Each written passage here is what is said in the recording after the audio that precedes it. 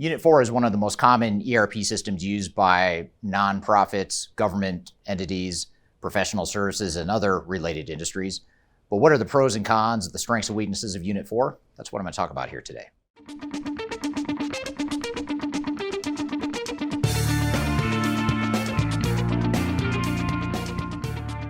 My name is Eric Kimberling. I'm the CEO of Third Stage Consulting. We're an independent consulting firm that helps clients throughout the world with their digital transformation journeys. And one of the ERP systems that we commonly evaluate and help clients select and implement is Unit4, especially for organizations that are in higher education, government, non-government, hospitals, churches, higher education, those sorts of industries. It's built for a specific set of requirements and needs within industries like the ones I just mentioned. But just like every system out there, there are strengths and weaknesses for this product, and that's what I want to talk about today. And one thing I'll note before I dive into the pros and cons of this product is that Third Stage Consulting is not affiliated with Unit4, and we're also not affiliated with any software vendor for that matter. So today's review that I'm going to provide is completely technology agnostic, independent, and free from any sort of influence or input from the software vendor. So in evaluating any sort of software solution, including Unit4, it's important to look at the strengths of the product, the functional strengths. And so what I want to do in this video is talk about functional strengths, technical strengths, as well as the functional and technical weaknesses as well.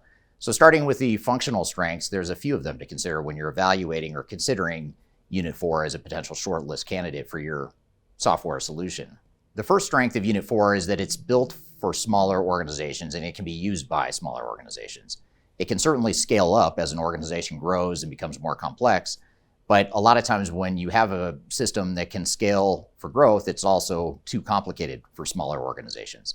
In the case of Unit4, though, they're really good at having a client base and satisfying a client base that it ranges from small organizations to larger mid-sized organizations. And the reason this is important is because if you're a smaller organization and you plan to scale, you want to make sure that you have a solution that provides the breadth of capabilities you need now as well as in the future. So if you're looking for an ERP system that can do financial reporting, general ledger and accounting, inventory management, basic procurement, human capital management, and you want a system that can tie all those workflows together, Unit4 can be a great fit, especially if you're in one of the industries that I mentioned before. Some of the other strengths of the product from a functional perspective include the fact that you can manage workflows relatively easily. So it's easy to set up workflows for a small to mid-sized organization. It handles email notifications, and you can set up workflows that provide alerts via email to help with those workflow automation. And it also can support multiple currencies too. So a lot of the nonprofits and hospitals and healthcare types of organizations that we work with, as well as government organizations in some cases, require multi-currency, and that's something that Unit4 can do as well, including cryptocurrency too, which is relatively new within the ERP space. Not many ERP systems out there can support cryptocurrency, but Unit4 can. And then finally, one of the big strengths of Unit4 is that it supports multiple entities.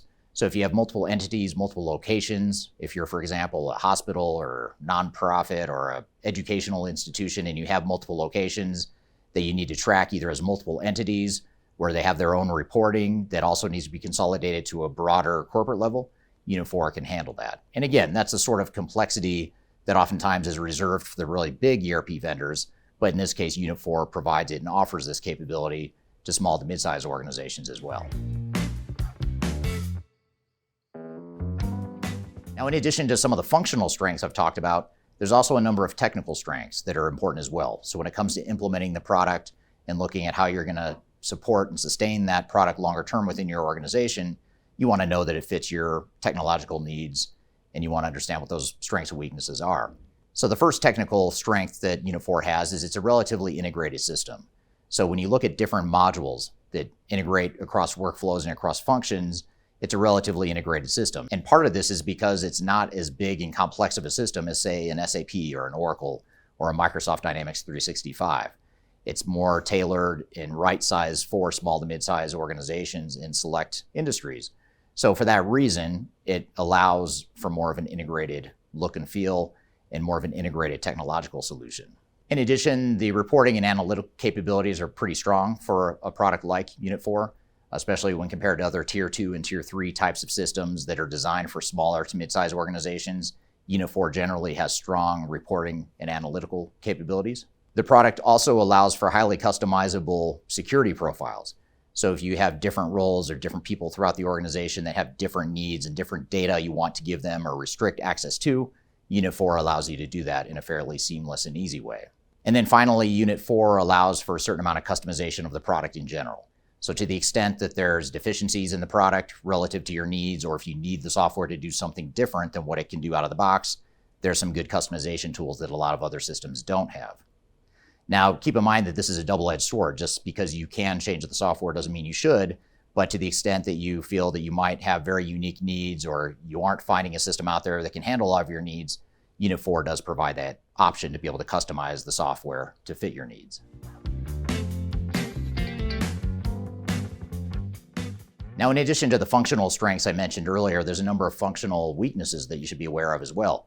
And again, any review you watch on my YouTube channel or any review you read on our website at thirdstage-consulting.com, you're going to see that we give a pretty balanced view of every product out there, and Unit4 is no different. So one of the main deficiencies or concerns that users sometimes have with Unit4, first and foremost, is that the payroll module only works in the US and Canada. So if you're an organization that has employees outside of the US or Canada, the payroll module may not support your needs there. Similarly, there is no CRM module or no robust CRM module in the context of comparing it to other CRM systems in the marketplace. CRM is definitely not a strength of Unit4. So if you are doing a lot of fundraising or you're doing a lot of sales outreach to stakeholders and others that you're trying to reach out to become members or customers of your organization, Unit4 may not be the best option for you, or if it is, you may need some sort of bolt-on CRM solution to address those deficiencies. And then finally, compared to other systems in this space, especially the small and mid-market, the implementation can be time-consuming and a bit expensive compared to some of the other systems in the market. Part of this is because the product can do so much, but also some of it is because of the time-consuming nature of the configuration process. In fact, a lot of the feedback we get from the market is that you have to be sure you configure and set up the software right the first time, because going back to untangle that configuration can be very difficult. So you want to make sure you have a clear understanding and definition of what your needs are up front so that you can configure it and set it up right the first time and not have to go back and fix it later on. That's true for any ERP system, but more so for Unit4, the way the configuration works and the way their implementations typically go. So these are some of the things to think about when you consider some of the functional weaknesses of Unit4. Now, in addition to the functional weaknesses I mentioned, there's some technical weaknesses and architectural related weaknesses that are important to consider as well. One is that some of the functions and capabilities within the software are bifurcated between some being done in a cloud-based client and some being done in a smart client or more of an on-premise model. So you have this sort of division between different workflows and processes. I'm not sure if that's because they're still migrating some of the functionality to the cloud or if that's just the way the software was built and architected. But regardless, that's a challenge that can be apparent from a technical perspective. Another challenge from a technical implementation perspective is that some of the error messages are very hard to understand. So when you're going through the testing process or you're going through configuration or customization, when you get error messages, they're not always clear what they mean or what the potential solution is. So it forces you to rely on Unit4 consultants or outside consultants to help figure that out. And that's a weakness that's relatively unique to Unit4. And similarly, the documentation for any updates to the system is a bit lacking, which is to be expected for a smaller software vendor. They don't have the resources of a big, massive, multi-billion-dollar software vendor, so they're not going to necessarily have all the documentation and the up-to-date documentation you might expect. So that's something to be aware of as well. Now, a lot of these technical and functional weaknesses I'm talking about are things that can be mitigated, but these are some of the things you want to be aware of as you compare this product to other potential solutions in the marketplace.